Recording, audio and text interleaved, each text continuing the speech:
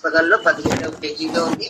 ముందుగా పద్మరేఖ గారు అందరం కలిసి మనం చదువుకుందాం కనుక ఒక్కొక్కళ్ళు ఒక 10-15 నామాలు చెప్పించడం జరుగుతుంది అనమాట. ముందుగా పద్మరేఖ గారు ఉన్నారమ్మా? పద్మరేఖ గారు చేస్తున్నారమ్మా. మీకు వాట్సాప్ లో ఇద్దరు నేమ్స్ పెట్టానమ్మా. వాళ్ళు 2 days నుంచి ట్రై చేస్తున్నారు మన లింక్ రావడానికి. మన లింక్ పంపించేయండి అమ్మా, అందులో జాయిన్ అయిపోతారు. ఇప్పుడు మీరు అంటే నేమ్స్ మీదే కదమ్మా, దాంట్లో వాట్సాప్ గ్రూప్ లో యాడ్ చేయాలా? లింక్ నెంబర్స్ ఉంటే ఆ నెంబర్స్ ముందర లింక్ పంపించండి, క్లాస్ మిస్ అవ్వకుండా. తర్వాత ఎడిషన్స్ అవన్నీ మనం చూసుకుందాం. ఒక పని చేస్తాను, ఇంకోటి అవకాశం ఇస్తారు. ఈ లోపల మీరు మనకి లింక్ రాజలక్ష్మి గారు కేసు అమ్మా శ్రీపతి స్థితిలో ఉన్నాయా అమ్మా గోదా అష్టోత్తరాలు? ఉంటాయమ్మా, ఉంటాయి.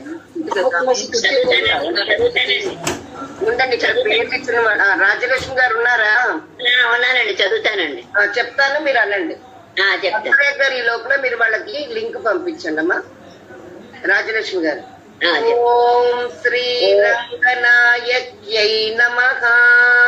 ఓం శ్రీరంగనాయక్యై నమః. ఓం గోదాయై నమః. ఓం గోదాయై నమః. ఓం విష్ణు చిత్తాత్మజాయై నమః. ఓం విష్ణు చిత్తాత్మజాయై నమః. ఓం సత్యై నమః. ఓం సత్యై నమః. ఓం గోపీ వేషధరాయై నమః. ఓం గోపీ వేషధరాయ నమః. ధరాయై నమః. ధరాయై నమః. ఓం దేవ్యై నమః. ఓం దేవ్యై నమః. ఓం భూసుతాయై నమః. ఓం భూషుతాయై నమః. ఓం భోగశాలిన్యై నమః. ఓం భోగశాలిన్యై నమః. ఓం తులసీ కాననోద్భూతాయై నమః. ఓం తులసీ కానోద్భూతాయై నమః. ఓం తులసీ కాననోద్భూతాయై నమః. ఓం తులసీ కానోద్భూతాయై కాననోద్భూతాయై నమః. ఓం శ్రియై నమః. ఓం శ్రియై నమః. ఓం ధన్వీపురవాసిన్యై నమః. ఓం ధన్విపురవాసిన్యై నమః. ఓం భట్టనాథ. ఓం భట్టనాథ. ప్రియకర్యై నమః. ప్రియకర్యై నమః. ఓం శ్రీకృష్ణ. ఓం శ్రీకృష్ణ. హితభోగిన్యై నమః. హితభోగిన్యై నమః. ఓం ఆముక్త. ఓం ఆముక్త. మాల్యదాయై నమః. మాల్యదాయై నమః. ఓం బాలాయై నమః. ఓం బాలాయై నమః. జై శ్రీమన్నారాయణ. పద్మరాజు గారు నీ పని అయిందమ్మా? సుధారాణి గారు చదవండి అమ్మా. చదువుతాను. ఓం రంగనాథ. ఓం రంగనాథ. ప్రియాయై నమః. ప్రియాయై నమః. ఓం పరాయై నమః. ఓం పరాయై నమః. ఓం విశ్వంభరాయై నమః. ఓం విశ్వంభరాయై నమః. ఓం కలాలాపాయై నమః. ఓం కలాలాపాయై నమః. ఓం యతిరాజ. ఓం యతిరాజ. సహోదర్యై నమః. సహోదర్యై నమః. ఓం కృష్ణానురక్తాయై నమః. ఓం కృష్ణానురక్తాయై నమః. ఓం సుభగాయై నమః. ఓం సుభగాయై నమః. ఓం సులభశ్రియై నమః. ఓం సులభశ్రియై నమః. ఓం సలక్షణాయై నమః. ఓం సలక్షణాయై నమః. ఓం లక్ష్మీ ప్రియ సఖ్యై నమః. ఓం లక్ష్మీ ప్రియ సఖ్యై నమః. ఓం శ్యామాయై నమః. ఓం శ్యామాయై నమః. ఓం దయాంచిత ఓం దయాంచిత దృగం చలాయై నమః. మృగంచలాయై నమః. ఓం ఫల్గుణ్యావిర్భవాయై నమః. ఓం ఫల్గుణ్యావిర్భావై నమః. ఓం ఫల్గుణ్యా ఓం ఫల్గుణ్యా విడదీస్తే ఆవిర్భవాయై నమః. నమః. ఆవిర్భవించడం ఆవిర్భవాయై నమః. ఆవిర్భవాయై నమః.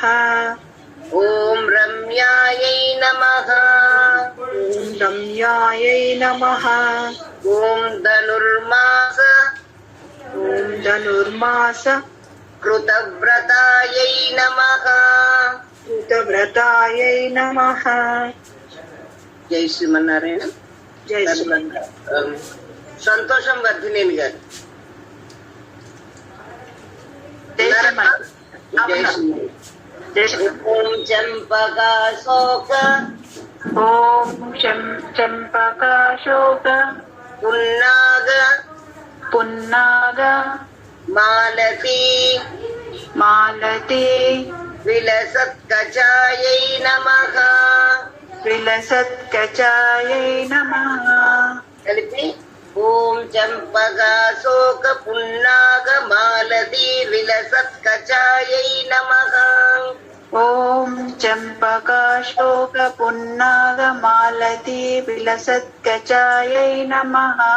ఓం ఆకారత్రయ సంపన్నాయై నమః. ఓం ఆకారత్రయ సంపన్నాయై నమః. ఓం నారాయణ సమాశ్రితాయై నమః. ఓం నారాయణ సమాశ్రితాయై నమః. ఓం శ్రీమదష్టాక్షరీ ఓం శ్రీమదష్టాక్షరీ మంత్రరాజ మంత్రరాజ స్థిత మనోరథాయై నమః. స్థిత మనోరథాయై నమః. కలిపి శ్రీమదష్టాక్షరీ మంత్రరాజ స్థిత మనోరథాయై నమః. ఓం శ్రీమదష్టాక్షరీ మంత్రరాజ స్థిత మనోరథాయై నమః. ఓం మోక్ష ప్రదాన నిపుణాయై నమః. ఓం మోక్ష ప్రదాన నిపుణాయై నమః. ఓం మంత్రరత్నాధి దేవతాయై నమః. ఓం మంత్రరత్నాధిదేవతాయై నమః. ఓం బ్రహ్మణ్యాయై నమః. ఓం బ్రహ్మణ్యాయై నమః. ఓం లోకజనన్యై నమః. ఓం లోకజనన్యై నమః. ఓం లీలామానుషరూపిణ్యై నమః. ఓం లీలామానుషరూపిణ్యై నమః. ఓం బ్రహ్మజ్ఞాయై నమః. ఓం బ్రహ్మజ్ఞాయై నమః. ఓం అనుగ్రహాయై నమః. ఓం అనుగ్రహాయై నమః. ఓం మాయాయై నమః. ఓం మాయాయై నమః. ఓం సచ్చిదానంద విగ్రహాయై నమః. ఓం సచ్చిదానంద విగ్రహాయై నమః. ఓం మహాపతివ్రతాయై నమః. ఓం మహాపతివ్రతాయై నమః. ఓం విష్ణుగుణ కీర్తన లోలుపాయై నమః. ఓం విష్ణుగుణ కీర్తన లోలుపాయై నమః. జై శ్రీమన్నారాయణ. జై వీరకుమారి గారు చదువుతారమ్మా. అమ్మ జై శ్రీమన్నారాయణమ్మా, నేను సేవిస్తానమ్మా. రెండైతే ఓం ప్రపన్నార్తి ఓం అస్మద్గురుభ్యో నమః. ఓం ప్రపన్నార్తి హరాయై నమః. हराये नमः। ఓం ప్రపన్నార్తిహరాయై నమః. ओम प्रपन्नार्तिहराये नमः। ఓం నిత్యాయై నమః. ओम नित्यायये नमः।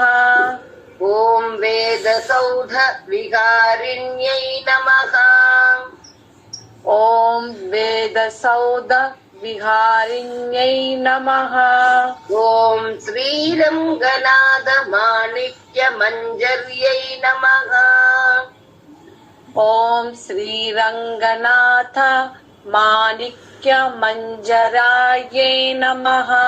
మంజర్యై मंजर्यै నమః. नमः। ఓం మంజుభాషిణ్యై నమః. ओम मंजुभाषिण्यै नमः। ఓం సుగంధార్థ ओम सुगंधार्थ గ్రంథకర్యై నమః. ग्रंथकर्यै नमः। ఓం రంగమంగళ దీపికాయై నమః. ओम रंगमंगल दीपिकायै नमः। ఓం ధ్వజ వజ్రాంకు ओम ध्वज वज्रांकु శాబ్జాంక शाब्जांक మృదుపాద मृदुपाद తలాంచితాయై నమః. तलांचितायै नमः। ఓం ధ్వజ వజ్రాంకు సజ్జాంక మృదుపాద తలాంచితాయై నమః. ओम ध्वज वज्रांकु शाब्जांक मृदुपाद तलांचितायै नमः। ఓం తారకాకార ओम तारकाकार నఖరాయై నమః. नखरायै नमः। ఓం తారకాకార నఖరాయై నమః. ओम तारकाकार नखरायै नमः। ఓం ప్రవాళ మృదులాంగుళ్యై నమః. ओम प्रवाल मृदुलांगुल्याय नमः। ప్రవాళ మృదులాంగుళ్యై నమః. ప్రవాల మృదులాంగుల్లై అంతేనమ్మా. లాంగుళ్యై అంగుళ్యై నమః. మృదులాంగుల్లై నమః. ఓం కూర్మోపమేయ ఓం కూర్మోపమేయ పాదోర్ధ్వ పాదోర్ధ్వ భాగాయై నమః. భాగాయై నమః. ఓం కూర్మోపమేయ పాదోర్ధ్వ భాగాయై నమః. ఓం కూర్మోపమేయ పాదోర్ధ్వ భాగాయై నమః. ఓం శోభన పార్ష్ణికాయై నమః. ఓం శోభన పార్చికాయై నమః. ఓం వేదార్థ భావ విదిత ఓం వేదార్థ భావ విదిత తత్వబోధాంగ్రి తత్వబోధాంగ్రి పంకజాయై నమః. పంకజాయై నమః.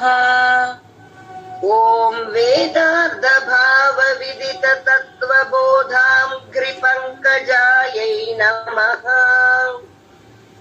ఓం వేదార్థ భావ విదిత తత్వబోధాంగ్రి పంకజాయై నమః. ఓం ఆనంద బుద్బుదాకార ఓం ఆనంద బుద్బుదాకార సుగుల్భాయై నమః. సుగుల్పాయై నమః.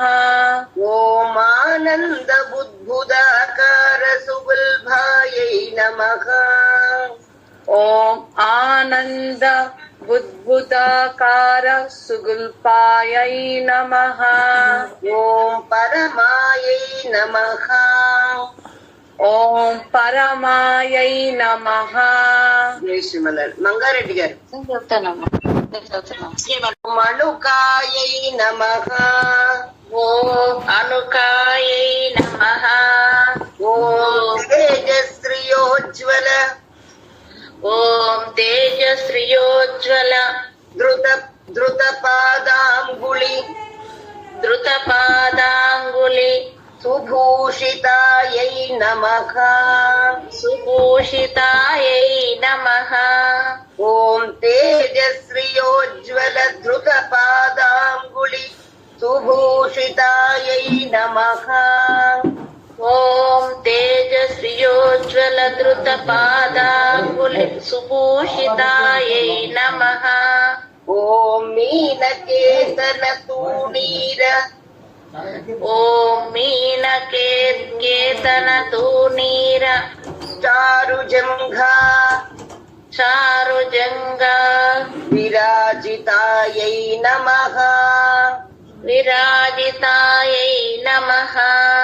ఓం మీనకేతన తూణీర చారుజంఘా విరాజితాయై నమః. ఓం మీనకేతన తూనీర చారుజంగా విరాజితాయై నమః. ఓం కుకుద్వజ్జాను ఓం కుకుద్వజ్జాను కుకుద్వజ్జాను కుకుద్వజ్జాను యుగ్మాఢ్యాయై నమః. యుగ్మాఢ్యాయై నమః. ఓం కుకుద్వజ్జాను యుగ్మాఢ్యాయై నమః. ఓం కుకుద్వజ్జాను యుగ్మాఢ్యాయై నమః. ఓం స్వర్ణరంభాభ ఓం స్వర్ణరంభావ శక్తికాయై నమః. శక్తికాయై నమః. ఓం విశాల జఘనాయై నమః. ఓం విశాల జగనాయై నమః. ఓం పీన శుశ్రోణ్యై నమః. ఓం పీన సృశోణ్యై నమః. శుశ్రోణ్యై సుశ్రోణ్యై నమః. ఓం మణిమేఖలాయై నమః. ఓం మణిమేఖలాయై నమః. ఓం ఆనంద సాగరావర్త ఓం ఆనంద సాగరావర్త గంభీరాంభోజ గంభీరాంబోజ నాభికాయై నమః. నాభికాయై నమః. ఓం ఆనంద సాగరావర్త గంభీరాంభోజ నాభికాయై నమః. ఓం ఆనంద సాగరావర్త గంభీరాంబోజ నాభికాయై నమః. ఓం భాస్వద్వళి త్రికాయై నమః. ఓం వాస్వద్వలిత్రికాయై నమః. ఓం చారు జగత్పూర్ణ మహోదర్యై నమః. ఓం చారు జగత్పూర్ణ మహోదర్యై నమః. ఓం నవమల్లీ రోమరాజ్యై నమః. ఓం నవమల్లీ రోమరాజ్యై నమః. ఓం సుధా కుంభాయస్తన్యై నమః. ఓం సుధా కుంభాయితస్తన్యై నమః. ఓం కల్పమాలా నిభభుజాయై నమః. ఓం కల్పమాలా నిభభుజాయై నమః. ఓం చంద్రఖండన కాంచితాయై నమః. ఓం చంద్రఖండన కాంచితాయై నమః. జై శ్రీమన్నారాయణ. ఝాన్సీ గారు. నేను చెప్తాను. జై శ్రీమన్నారాయణ. ఝాన్సీ గారు. జై శ్రీమన్నారాయణ. ఓం సుప్రవాళాంగుళీన్యస్త ఓం సుప్రవాళాంగుళీన్యస్త మహారత్నాంగుళీయకాయై నమః. మహా महारत्नाङ्गुलीकायै नमः। महारत्नाङ्गुलीयकायै नमः। महारत्नाङ्गुलीकायै नमः। తర్వాత యా ఉందండి. महारत्नाङ्गुलीयकायै नमः। ఓం సుప్రవాళాంగుళీన్యస్త మహారత్నాంగుళీయకాయై నమః.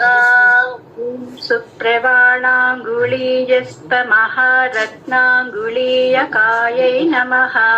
ఓం నవారుణ ॐ नवारुण నవారుణ ॐ नवारुण ప్రవాళాభ प्रवालाभ పాణిదేశ पाणिदेश సమంచితాయై నమః.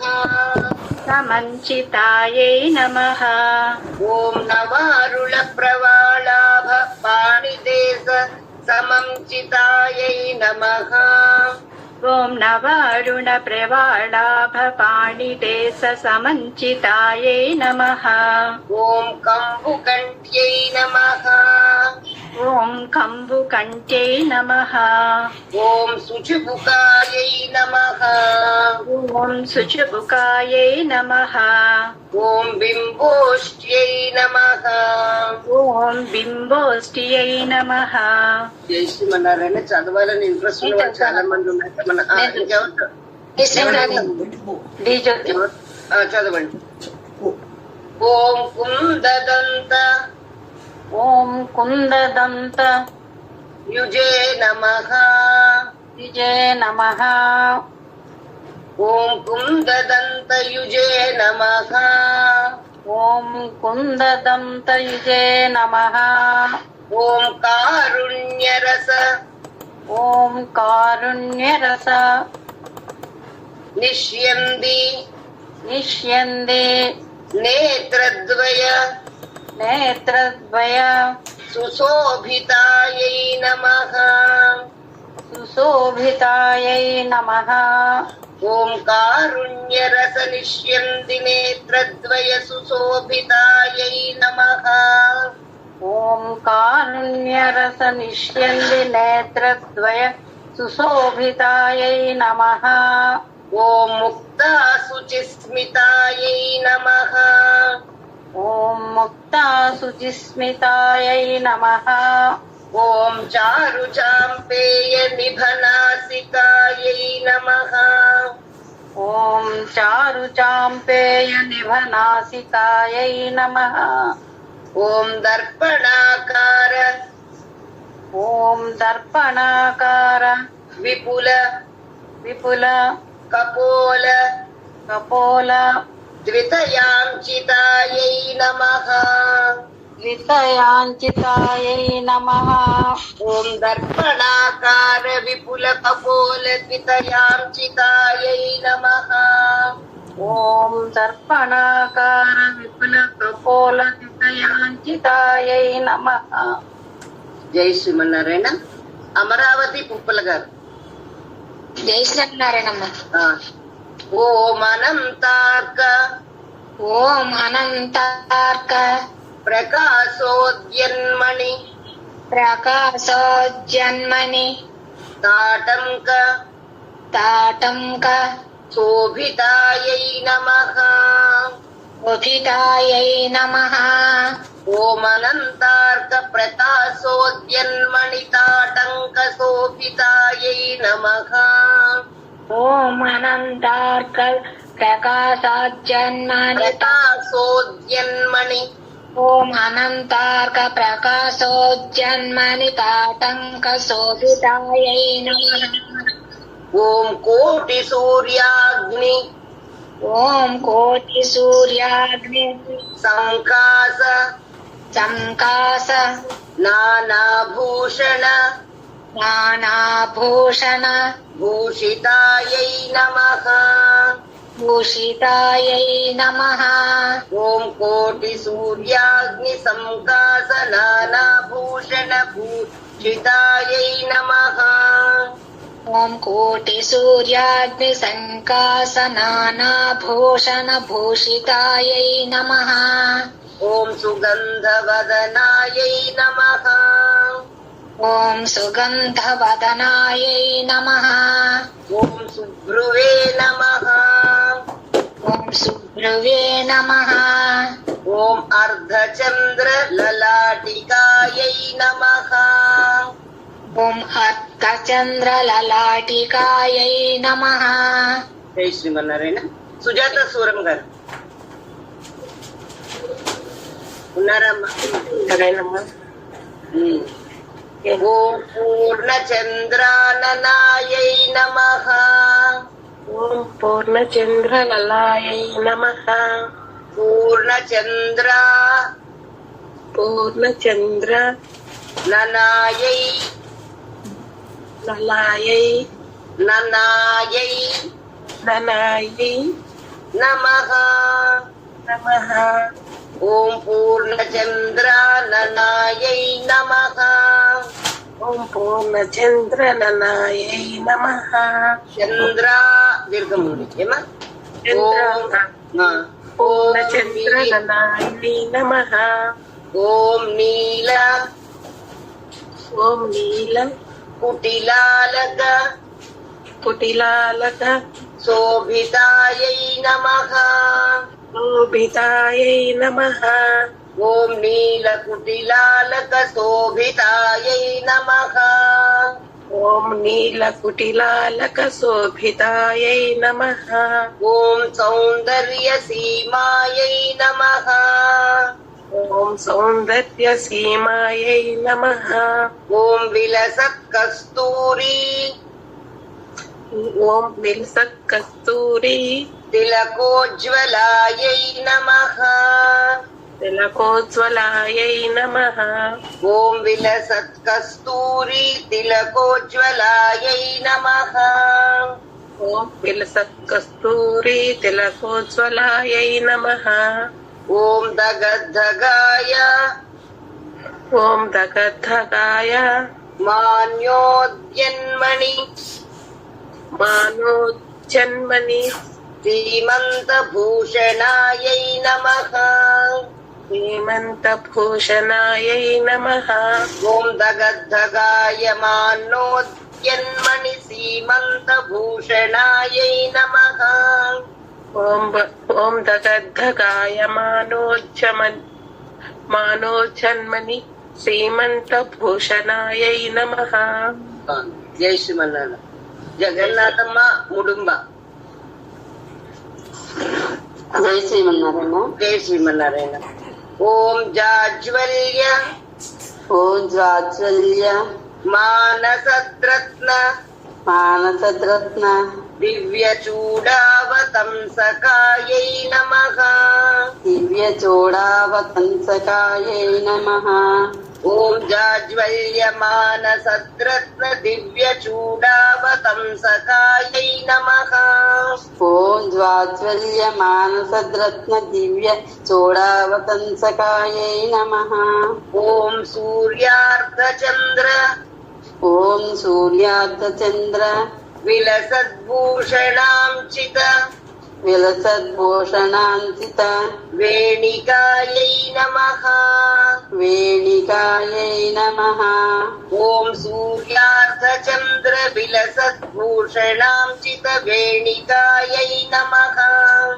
ఓం సూర్యార్ధచంద్ర విలసద్భూషణాంచిత వేణికాయై నమః. ఓం అత్యర్కానల ఓం అత్యర్కానల తేజోధి తేజోధి మణికంచుకధారిణ్యై నమః.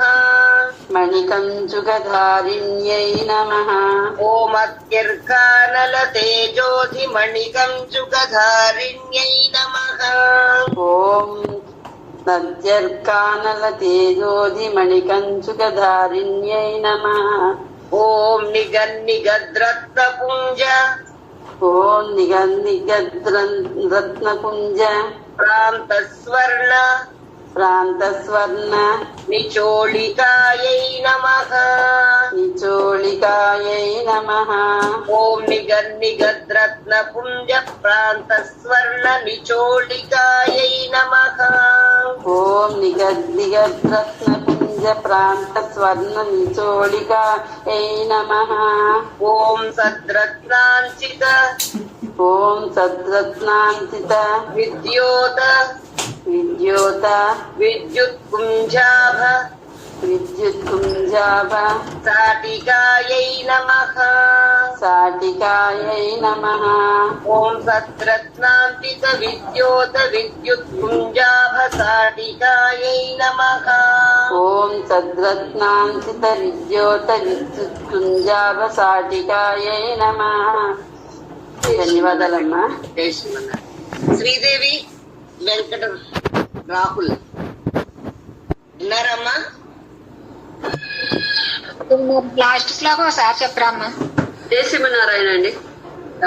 ఏదండి? సద్రత్నాంచిత విద్యుత్ కుంజాభ సాటికాయై నమః. ఏమా శ్రీదేవి గారు? జై శ్రీమన్నారాయణ అండి. ఓం నానామణి ఓం నానామణి గణాకీర్ణ హేమాంగద సుభూషితాయై నమః. భూషితాయై నమః. ఓం నానామణి గణాకీర్ణ హేమాంగద సుభూషితాయై నమః. ఓం నానామణి గణాకీర్ణ హేమాంగద సుభూషితాయై నమః. ఓం కుంకుమాగరు కస్తూరి దివ్యచందన చర్చితాయై నమః. ఓం కుంకుమాగరు కస్తూరి దివ్యచందన చర్చితాయై నమః. ఓం కుంకుమాగరు కస్తూరి దివ్యచందన చర్చితాయై నమః. ఓం స్వోచితౌజ్వల్య వివిధ విచిత్ర మణిహారిణ్యై నమః. ఓం స్వోచితౌజ్వల్య వివిధ విచిత్ర మణిహారిణ్యై నమః. ఓం స్వోచితౌజ్వల్య వివిధ విచిత్ర మణికారిణ్యై నమః. మణిహారిణ్యై నమః. ఓం అసంఖ్యేయ సుఖస్పర్శ సర్వాతిశయ భూషణాయై నమః. ఓం అసంఖ్యేయ సుఖస్పర్శ సర్వాతిశయ భూషణాయై నమః. ఓం అసంఖ్యేయ సుఖస్పర్శ సర్వాతిశయ భూషణాయై నమః. జై శ్రీమన్నారాయణ. 66వ పేజీ. పితా ఒక్క నిమిషం అమ్మా. ఓం మల్లికా పారిజాతాది దివ్య పుష్ప స్రగంచితాయై నమః. అందరూ మ్యూట్ లోకి వెళ్ళండి అమ్మా, సుధారెడ్డి గారు తప్ప. ఓం మల్లికా పారిజాతాది దివ్య పుష్ప స్రగంచితాయై నమః. మల్లికా పారిజాతాది దివ్య పుష్పచితాయై నమః. ఓం శ్రీరంగనిలయాయై నమః. ఓం శ్రీరంగనిలయాయై నమః.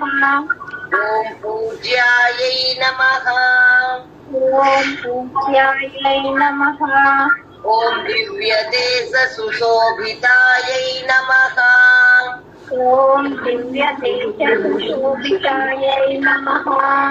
గడ్డం లక్ష్మి గారు మీరు మ్యూట్ లోకి వెళ్ళాలమ్మా, చూసుకోండి ఒకసారి. ఓం శ్రీరంగనాయక్యై నమః. ఓం శ్రీరంగనాయక్యై నమః. జై శ్రీమన్నారాయణ. మంజులత గారు ఉన్నారమ్మా? లేదంటే జై శ్రీమన్నారాయణమ్మా. చదువుతారమ్మా? చదువుతానమ్మా. ఓం శ్రీ మహాలక్ష్మ్యై నమః. ఓం శ్రీ మహాలక్ష్మీ నమః. ఓం శ్రీ భూదేవ్యై నమః. ఓం శ్రీ భూదేవ్యై నమః. ఓం శ్రీ నీలాదేవ్యై నమః. ఓం శ్రీ నీలాదేవ్యై నమః. ఓం శ్రీ గోదాదేవ్యై నమః. ఓం శ్రీ గోదాదేవ్యై నమః. ఓం శ్రీ అనంతాయ నమః.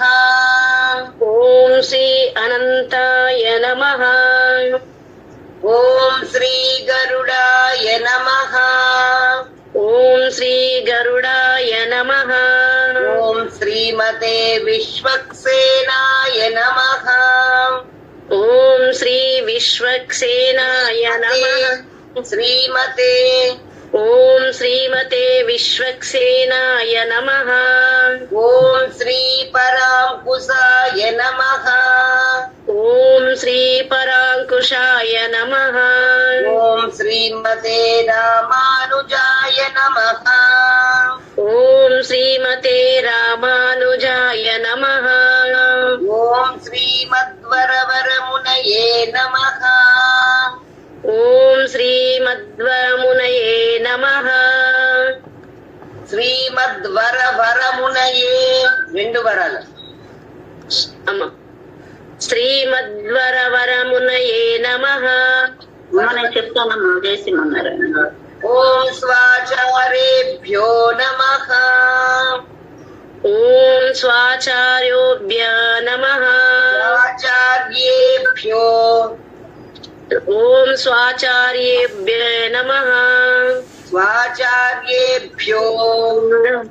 ఓం స్వాచార్యేభ్యో నమః. ఎందుకు కంగారు పడుతున్నారు? స్వాచార్యేభ్యో.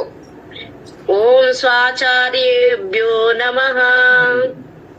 ఓం పూర్వాచార్యేభ్యో నమః. ఓం పూర్వాచార్యేభ్యో నమః. ఓం సమస్త పరివారాయ. ఓం సమస్త పరివారాయ. సర్వ దివ్య మంగళ విగ్రహాయ. సర్వమంగళ విగ్రహాయ. దివ్య మంగళ సర్వదివ్యమంగళ విగ్రహాయ. శ్రీమతే నారాయణాయ నమః. శ్రీమతే నారాయణాయ నమః. అంటే ఇక్కడికి మనకి అష్టోత్తరాలు పూర్తయ్యాయి అన్నమాట. ఇక్కడ తోటి ఒక పార్ట్ ఆఫ్ ధనుర్మాస వ్రతం పూర్తయిందనమాట. ఈ నామాలు గనక మనం చదివి అష్టోత్తర పూజలు మనం చేసిన తర్వాత, ఇది అయిన తర్వాత ధూపం. ధూపం అంటే మన అగరబత్తులు, అవి ధూపం ఇస్తాము. చక్కర పరిమళం కలిగిన అగరబత్తులు. దీనికి స్వామివారు చెప్తారు, అగరబత్తులు ఇచ్చేటప్పుడు వాటికి పొగ తక్కువగా ఉండాలి, పరిమళం ఎక్కువగా ఉండాలి. అటువంటి అగరబత్తులు మనం ఇస్తాము. దీపం చూపిస్తాం. మళ్ళీ శుద్ధ ఆచమనీయం సమర్పయామి అన్న తర్వాత ఇక్కడ ముందర ఒక ప్రసాదాన్ని మనం నైవేద్యం చేస్తాం అన్నమాట. అంటే ప్రసాదాలు అంటే ఇవన్నీ కూడా మన పెద్దలు ఒక నియమం ప్రకారం పెట్టినవి కనుక మనం చక్కగా ధనుర్మాసం చేసుకునేటప్పుడు ఈ నియమాలన్నీ మనం పాటించాలి. ఇక్కడ పెట్టే ప్రసాదం ప్రతిరోజు మనం కట్టు పొంగలి మనం ఆగింపు చేస్తాం ఈ స్టేజ్ లో అన్నమాట. ఈ నామాలతోటి మనం అర్చన పూర్తి చేసిన తర్వాత కట్టు పొంగలి మనం పెరమాళ్ళకి మృగముద్ర అంటే ఇలా లేడి ముద్ర కింద పెట్టి ఇలా చిన్నపిల్లలకి మనం తినిపించినట్టుగా ప్రతిదీ కూడా హస్తాలు కూడా చాలా ఇంపార్టెంట్. అది క్రియలు చేసేటప్పుడు మృగముద్ర అంటే ఈ మధ్య 2 వేళ్ళు దగ్గర ఈ బటకుల వేలకు ఆంచి ఇది డాన్స్ నేర్చుకున్నప్పుడు ఇక్కడ లేడీ, మృగం అంటే లేడీ, ఆ లేడీ ముద్రతో మనం పెట్టి చిన్న పిల్లలకు మనం తినిపించినట్టుగా. అంతేగాని ఇలా ఇలా ఇలా ఇలా అనేయడం కాదు. ఈ మృగముద్రతో చిన్న చిన్న ముద్దలుగా స్వామికి మనం ఆరగింపు పెడతాం. ఇవన్నీ చాలా ముఖ్యమైనవి అన్నమాట. పుష్పాలు మనం అష్టోత్తరం చేసినప్పుడు మనం పుష్పాలు సమర్పిస్తూ ఉంటాం. ఆ పుష్పాలు సమర్పించేటప్పుడు అది ఏ పుష్పమైనా అవ్వచ్చు, ఆఖరికి ఒక రేఖైనా అవ్వచ్చు. మీ హృదయం దగ్గర ఒకసారి పెట్టుకుని ఇలాగా మనం స్వామికి సమర్పిస్తాం తప్ప ఇలా ఇలా ఇలా అంటూ మనం అలాంటి రాక్షస పూజలు లాంటి పూజలు మనం చెయ్యము. మనం ఏం చేసినా భావ ప్రధానంగా ఆర్తితోటి భగవంతుడికి మనం నివేదిస్తాం తప్ప అంతకు మించి అంటే ఆ ప్రేమ అన్నది మనం చేస్తున్న పనిలో మనకు కనిపించాలి. నిజం చెప్పాలంటే పళ్ళు అవి మనం ఆరగింపు పెట్టినప్పుడు కూడా వీలైతే చక్కగా దానికి తొక్క తీసి మనం ఎలా తినడానికి ఇష్టపడతామో అంతకంటే ఇంకా శ్రద్ధగా స్వామికి మనం సమర్పించాలి. తొక్కలు తీయకుండా అరటిపళ్ళు ఇవన్నీ కాదు, మనం చిన్న ముక్కైనా అందులోంచి మనం కట్ చేసి అంటే తినడానికి యోగ్యంగా మనం పెట్టాలి. పాలు మనం ఇచ్చినా సరే పటకరతో గ్లాస్ తీసుకొచ్చి దేవుడి దగ్గర పెట్టి తాగు అన్నట్టుగా మనం సమర్పించాం. నిజంగా శ్రద్ధ కలిగినప్పుడు మనం ఎలా స్వీకరించడానికి ఇష్టపడతామో అంతకంటే యోగ్యంగా స్వామికి మనం సమర్పించడానికి ప్రయత్నం చేయాలి. అంటే క్రియలో కూడా మనం ఆ శ్రద్ధ మనం చూపించేటట్టు చెయ్యాలన్నమాట అని చెప్తూ ఇక్కడ మనం పొంగలిని మనం ఆరగింపు కింద ఇస్తాం. ఇది మొదటి ప్రసాదం అన్నమాట. ఇది అయిన తర్వాత మళ్ళీ స్వామికి అది ఆరగింపు చేసిన తర్వాత పానీయం సమర్పిస్తాం. హస్తో ప్రక్షాళయామి, పాదో ప్రక్షాళయామి, గండూషణం సమర్పయామి అని ఇక్కడ చేసి మొత్తం ఇప్పుడు మనం పెట్టుకున్నాం చూసారా పంచపాత్రలో నీళ్ళవి పెట్టి అర్ఘ్యం పాద్యం అవన్నీ ఇచ్చాం కదా, ఇవన్నీ కూడా మనం పతిత పాత్రలోకి మనం అన్ని తీసేసి మళ్ళీ శుద్ధ జలాలు మళ్ళీ ఫ్రెష్ గా ఈ పంచపాత్రలో నీళ్లు మనం నింపుకుంటాం అన్నమాట. ఇక్కడికి ఒక ఆరాధన భాగం మనం పూర్తయినట్టు భావిస్తాం అన్నమాట. మంగళ నీరాజనం చెప్తాను.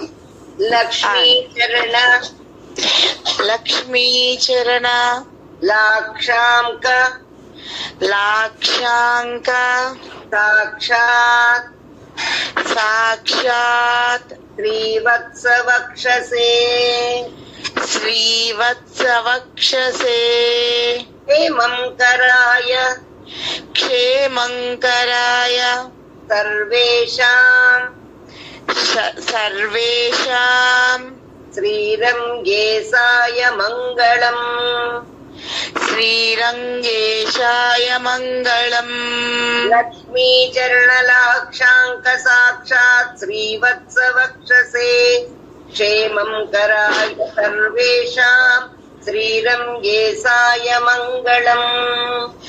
లక్ష్మీ చరణలాకాంక్ష సాక్షాత్ శ్రీవత్స కాదమ్మ లాక్షాంక లాక్షాంక సాక్షాత్ శ్రీవత్స వక్షసే క్షేమాంకరాయ సర్వేషాం శ్రీరంగేశాయ మంగళం. జై శ్రీమన్నారాయణ. బొద్దు రక్షిస్తున్నారండి, ఉన్నారా? లేకపోతే భోగవరపు లక్ష్మి గారు, ఇద్దరులో ఎవరో ఒకళ్ళు ఉన్నారమ్మా? సరే అయితే ఇంకోళ్ళకి ఇద్దాం. నేను చదువుతాను. వీరకుమారి గారా చదవండి.